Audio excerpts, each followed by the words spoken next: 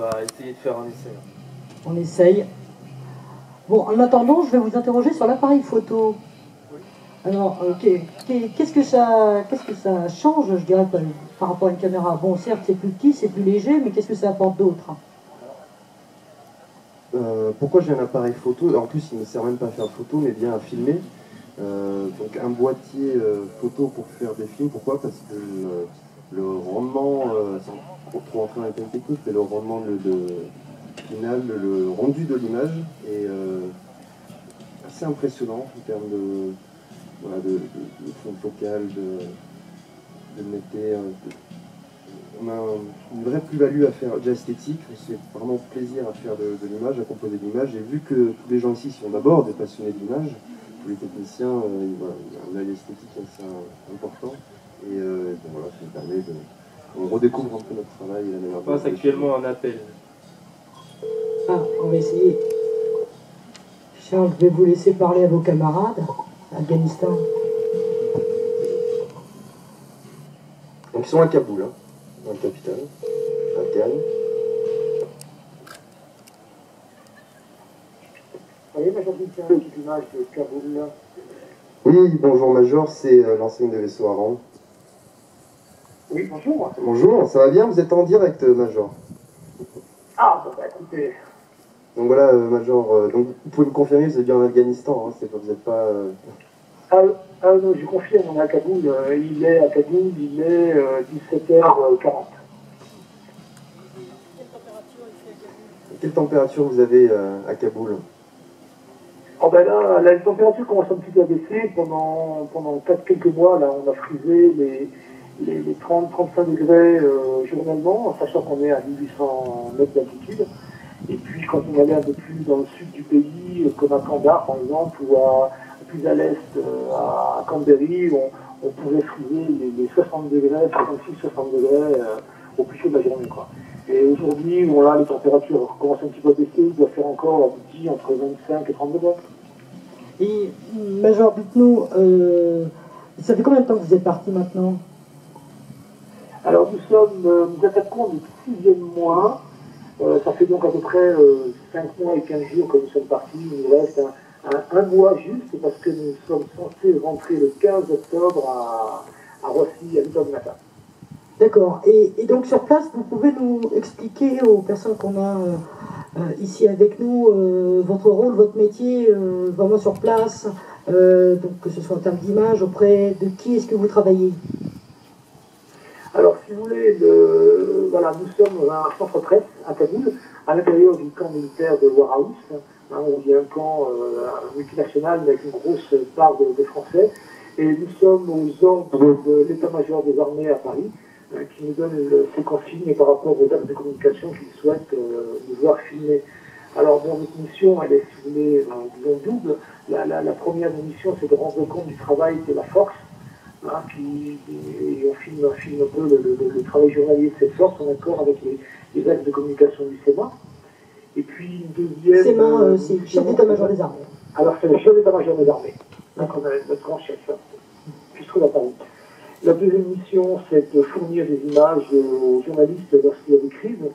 Donc avec le matériel que nous disposons ici, nous pouvons capter les images, faire un petit montage, et puis les envoyer soit par voie internet et intranet, soit directement à l'aide de la DICAN par voie satellitaire.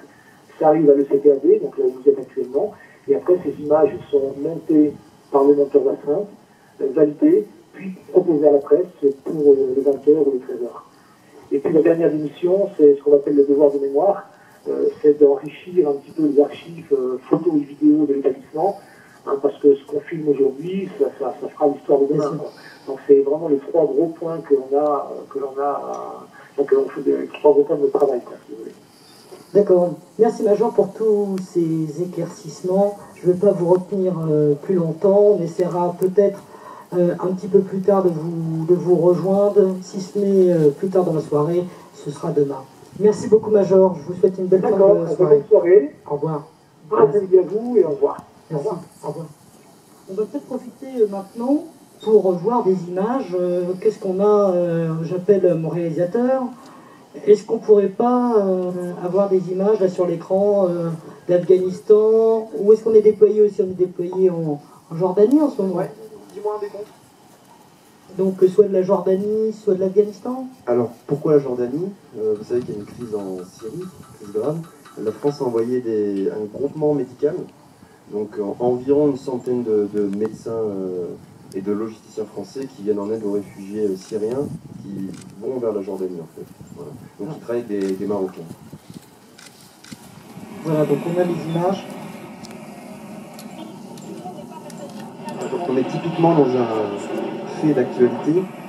C'est ce qui fait que nos équipes ici, en l'occurrence une équipe donc, de 3 personnes, comme je l'ai dit tout à l'heure, est dépêchée en urgence pour suivre le détachement, la projection en tout cas de ce groupement médical. Et ils doivent, pour ensuite transmettre ces images à la presse, rendre ça le plus lisible possible. Il s'agit des images que vous voyez en télévision en 20h.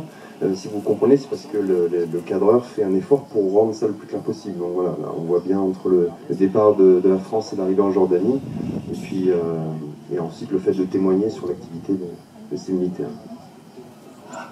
Donc là, sur place, ils ont installé avec des ONG, on vient voir un site de l'UNHCR, un camp et des cellules médicalisées. Ce qui les fait travailler en plein désert, du coup. Ce qui les fait travailler. Avec un flux croissant, je crois, et continu de réfugiés de la Syrie. Il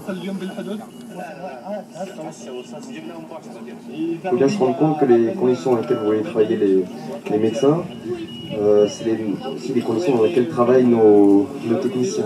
Donc vous êtes en plein milieu du désert, vous avez des tentes, un camp de fortune, mais si bon, compte tenu du travail qu'on y réalise, à savoir le travail chirurgical, ils essaient de rendre ça le plus confortable possible, mais nos équipes travaillent en plein milieu du désert, transmettent leurs images depuis le bout du monde, et puis voilà. Petite question, vous êtes, question inhérente à votre métier, vous êtes bien sûr un caméraman, un passionné d'image, mais vous portez un treillis, donc quelles sont les implications? Je dirais, est-ce que vous avez un gilet pare-balles en plus de votre caméra? Quelles sont les contraintes? Je dirais, bon, on a parlé là peut-être du logement de fortune dans des conditions un petit peu extrêmes parfois, mais sinon au quotidien, quelles sont vos contraintes, je dirais, d'ordre physique? Alors, bien sûr, on a évidemment le matériel photo, vidéo, et son même parfois. Il faut bien se rendre compte que avec ça, nous portons donc effectivement le gilet pare-balles, l'armement, etc. Donc tout ça est très lourd, le sac à dos dans lequel vous avez toutes vos, voilà, tout ce qui est eau, puis matériel de santé. En fin de compte, un technicien, il porte jusqu'à 60 kg facile, quoi. 60 kg. Et bon, en Afghanistan, il y a du dénivelé, en Jordanie, il fait chaud, donc voilà, il faut bien prendre en compte que c'est des environnements qui, sans dire son style, les conditions de travail sont pas forcément évidentes. Donc les gens sont militaires, ils sont formés, notamment au maniement des armes, si ça doit arriver. Mais voilà, il y a vraiment cette casquette, le fait d'être armé et équipé aussi de matériel de captation. Voilà. Bien, merci beaucoup Charles pour tous ces éclaircissements. Merci aussi aux cadreurs qui sont partis avec lui ou qui ont eu l'occasion de partir. Maintenant, je vous propose de changer de sujet, un sujet peut-être un peu plus gai. On va continuer la journée du patrimoine en chanson.